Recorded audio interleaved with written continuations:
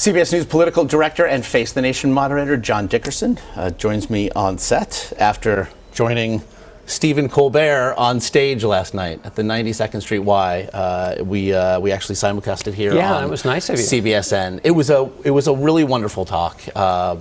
It was a great look, I think, at this day and age, at the times we are facing here in the country. I want to play, though, the way it ended.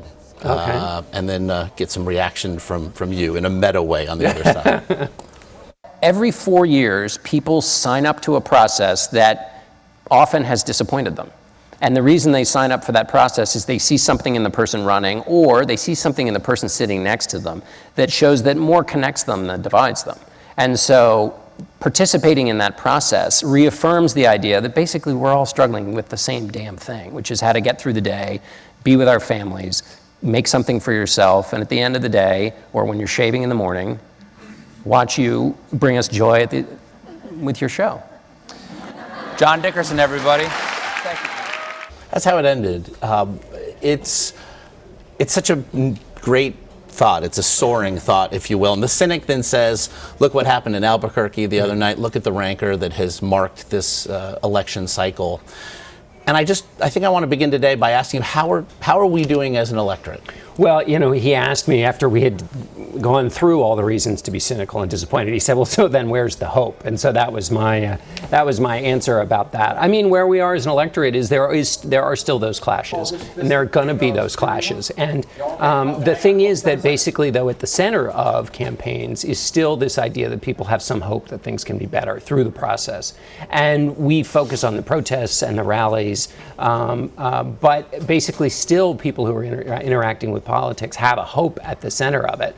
And so you've got to remember that while we're covering all of the stuff that is not hopeful. Mm-hmm. And so that was, our attempt to try and salvage something from what looks like is going to be a pretty grim presidential campaign. A grim presidential campaign fought by two candidates with historic unfavorables at this point. It might be an anti-campaign in that way. And so we then look at the news yesterday surrounding Hillary Clinton and the Inspector General's report regarding her emails. The Washington Post Ed Board came out today, called it Clinton's inexcusable, willful disregard for the rules. In responding, Hillary Clinton yesterday said, this is not a new story. This is not new news. And I wonder, isn't that in part the problem, that for somebody who is lagging far behind Donald Trump in terms of trust with the electorate, that this is not going to help that number at all? I think that's exactly right. The challenge for any candidate is, if you've got a weak spot, to stay away from that weak spot and giving fresh evidence of that weakness. So it's one thing to deal with something left over from your past, but it's another thing to give the audience, or the viewers, fresh evidence, and that's what this is. When she and her campaign say, well, there's nothing new here, this was what previous secretaries of state did, that's spin. That is an effort to kind of shimmy around what an inspector general has said. This is not a political opponent. This is not some pundit. This is an inspector general. People hear that and they think that an inspector general is somebody worth listening to. And so the attempts to say, well, nothing to see here, predecessors did it, that those are attempts to spin. And if your problem is people think that when you're spinning, you're not being straight with them, you're giving them you're exacerbating that underlying problem. A self-fulfilling, well, if not prophecy, mistrust, then to that degree, it weaponizes Donald Trump, who made use of it last night in California, but also the self-fulfilling rancor we saw of the Trump campaign, again, 24 hours earlier, 2 nights ago in Albuquerque. And it wasn't just the protests happening outside the event that struck me. It was the attack on a GOP governor in a state where she is popular, Susana Martinez, that then demanded to a degree a response from Paul Ryan, a man with whom he is now dancing, if nothing else, a very choreographed dance in search of an endorsement.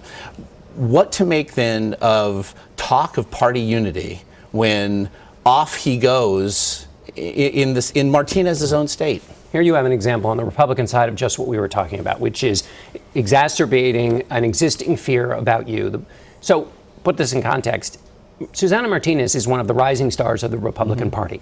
She is the face of the future of America, if you look at the demographic changes in America. So she is a star of the party, just as Nikki Haley, governor of South Carolina, is in the Republican Party. And Donald Trump has had conflicts and confrontations with both of them. So, but from politicians, what they look at and they worry about with Donald Trump is his unpredictability.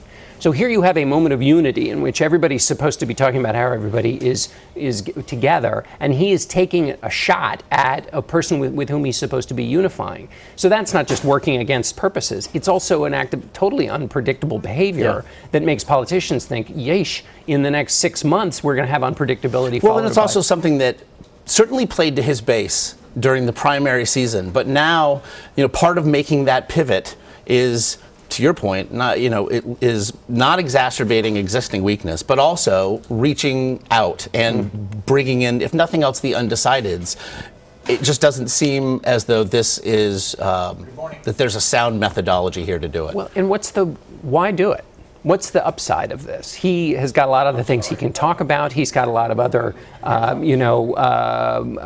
he's just got a lot of other things he can talk about. Why kind of go out of the way? Is it simply because she refuses to endorse him? Because which seems a petty reason, if nothing else, to take a shot. I'm not sure what is at the heart of this. It's a curiosity. It really is not really something that helps him particularly. And again, it reminds all of those nervous Republican elites that he has this unpredictable quality to him. We saw it a few weeks ago as President Obama became the comedian-in-chief and lined up everybody at the Correspondents' Dinner. But then again, we saw now perhaps half a world away in Japan.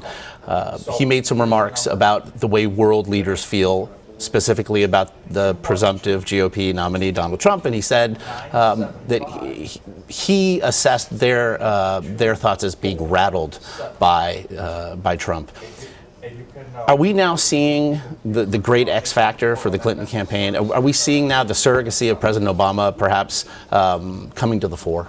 A little bit, yes, and I think we'll see it more, particularly with the African American community with whom Hillary Clinton has strong ties, but where in a general election you could imagine Barack Obama lending his help specifically with the African American community, which had turned out well for him. I think the question is how much we'll see it. One of the things that political scientists look for in elections is the approval rating of the incumbent president. Obviously, if the incumbent president's running, which he's not, but here there is a connection. And President Obama's approval rating has been ticking up. And so in that sense, Hillary Clinton may benefit if he continues to grow in popularity, and also because he can say things in a way differently than she can. So I think that's right. There will be a role. She can't get too close to him because there is some power in the argument. This is a third Clinton term, and for some people, a third Obama term. For some people, that doesn't, that's not exciting. So she doesn't want too much of that. On the other hand, as you point out, he could be a useful surrogate. Quickly, I want to get you out of here on this one. Paul Manafort yesterday speaking in very almost reductionist terms, saying this is not going to be a hard race for Donald Trump. That as long as we do, his advisors do their job, he's going to win. And also went out of his way to say we are not going to pander, to use his word. So we shouldn't perhaps expect a female VP pick. We shouldn't expect a minority VP pick.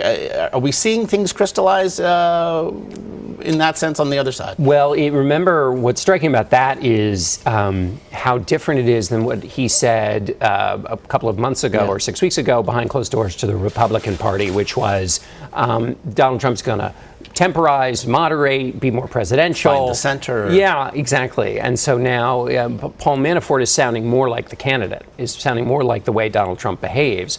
And so I don't, it's a lot of twists and turns with the Trump campaign, so who knows?